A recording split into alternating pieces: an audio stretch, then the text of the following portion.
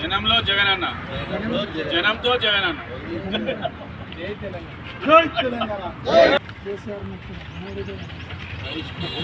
వెనకరా బను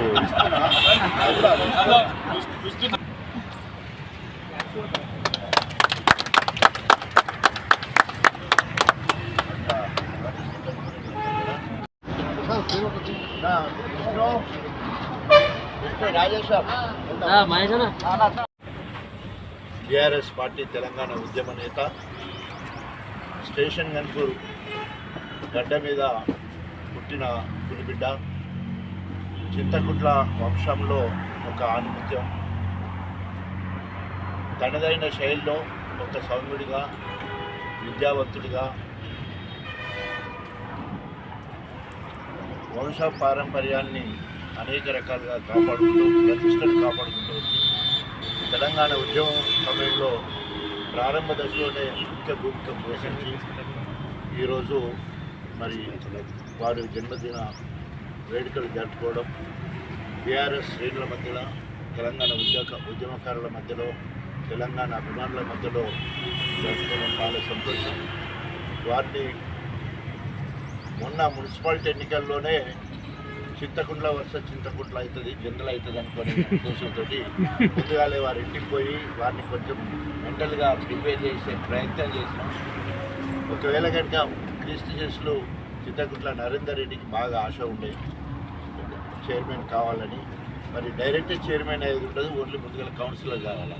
so ఆయన అక్కడ councillor పడేది ఉంటే మా తరఫు నుంచి వెళ్ళి ఒక మంచి ఉద్యమ నేత జగన్ రెడ్డి గారికి బీఆర్ఎస్ పార్టీ పక్షాన పెట్టాలని చెప్పి మా సారన్న పక్షాన వాళ్ళందరూ కూడా ముందు పడ్డారు. మా ప్రసాద్ జబ్బార్ వీళ్ళందరూ కూడా మరి పోయి ఇంటికి పోయి మేమందరం కూడా పార్టీలో మళ్ళీ మీ క్రియాశీల పాత్ర అవసరం, మీరు రావాలి అని చెప్పేసి అని ముందు కలవడం, తర్వాత ప్రెస్ మీట్ పెట్టడం ఆ రకంగా అనుకున్నాం. కానీ మనకొక్కటి తెలిస్తే మరి రిజర్వేషన్ వేరే రకంగా రావడం వల్ల అనుకున్నది కాలేదు. సో మనకు కాంతి ఏది మనకి ఎప్పుడు చెందదు, మనకైంది ఎవరు ఆపినా ఆగదు. సో ఇది సాయి పల్లవి మధ్యలో అక్కడ మాట్లాడలేదు. సో కాబట్టి మనది ఎవరు పుచ్చుకోలేరు, మనదైతే మనకి కాంతి ఏది అంత కావాలన్నా కూడా మనకు రాదు. సో కాబట్టి ఆ రకంగా రేపు రాబోయే రోజుల్లో మంచి భవిష్యత్తు ఉండాలని, అదేవిధంగా గణపురికే కాకుండా గణపురం నియోజకవర్గం మొత్తానికి ఒక ఆదర్శవంత నాయకుడిగా, ప్రజానాయకుడిగా ఆ దేవుడు ఆశీర్వదించాలని మనస్ఫూర్తిగా కోరుకుంటూ, కేసీఆర్ గారి నాయకత్వంలో, కేటీ రామారావు గారి మార్గదర్శనంలో మరి అధిష్టానంతో మరి అన్ని రకాలుగా దగ్గరగా ఉండే విధంగా నా ప్రయత్నం నేను చేస్తాను. రాబోయే రోజులలో ఏ అవకాశం వచ్చినా ముందు సంస్థగత ఎన్నికల ముందు ఒకసారి పార్టీ పరంగా మెంబర్షిప్ ఎన్రోల్మెంటు, తర్వాత పార్టీ గ్రామ స్థాయి నుండి జిల్లా స్థాయి, రాష్ట్ర స్థాయి వరకు పదవుల పంపిక ఉంటుంది.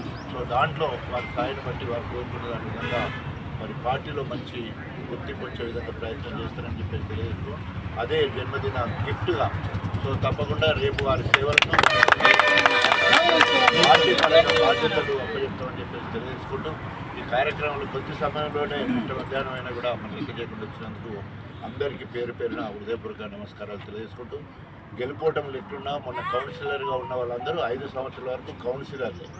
ఆ కౌన్సిల్ పరిధిలో ఉన్న ఏరియాకు వాళ్ళే ఇన్ఛార్జ్గా అక్కడ వచ్చిన కష్టపడతారు. మీరు గెలిచిన వాళ్ళు మాత్రం మొదలుపెట్టేది ఏమి పెద్దగా ఉండదు, మీరు వస్తే వద్దన్న వాళ్ళు కూడా ఉండదు. ఎందుకంటే మీరు కూడా ఇంటింటికి తిరిగిళ్ళు, మీరు కూడా అన్ని కష్టాలు తీసుకున్నారు. ఆ ప్రాంతంలో వచ్చిన సమస్యలు కౌన్సిలర్ మధు అయినా నాకు చెప్పాల్సిందే, మీరు కూడా నాకు చెప్పాల్సిందే. వాళ్ళ బలం సరిపోతుంది, లేనప్పుడు ఆ బలం సరిపోతే మన ఏకైక ఎమ్మెల్యే గారు మన రాష్ట్రంలో కూడా ఆ బలం జరిగితే కేటీఆర్ బలాన్ని తీసుకుందాం, కేసీఆర్ బలాన్ని తీసుకుందాం. జైల్లోకి వెళ్ళడానికి కూడా సిద్ధపడదు. ఇంతవరకు ఇక్కడ లాఠీ దెబ్బల వల్లే జైల్లోకి పోయిన పరిస్థితి ఏం లేదు. ఉద్యమం అంటే మనం ఖచ్చితంగా చేయాలంటే ఉద్యమం చేస్తారు. 26వ ఆవిర్భావ దినం రోజు కేసీఆర్ ప్రతిష్ఠించారు. మనమందరం కూడా తెలంగాణ పునర్నిర్మాణ యజ్ఞంలో మనమందరం కూడా ఉద్యమం లాగా ముందుకు పోవాలని చెప్పడం జరిగింది. అంటే మనం చేసుకుంటూ ఈ కార్యక్రమంలో పాల్గొన్న ప్రతి ఒక్కరికి పేరు పేరున నమస్కారాలు తెలియజేస్తూ సెలవు. జగన్ రెడ్డి గారి నాయకత్వం, చింతకుంట జగన్ రెడ్డి గారి నాయకత్వం, అక్కడక్కడే ఇక్కడిక్కడే. అన్న ఒకటి ఏంటంటే ఉద్యమకారులం కాబట్టి ఫస్ట్ నుంచి ఉన్నాం కాబట్టి కొద్దిగా ప్రయారిటీ ఇస్తే బాగుంటుంది. ఈ జిల్లాలో జనగాం జిల్లాలో జగన్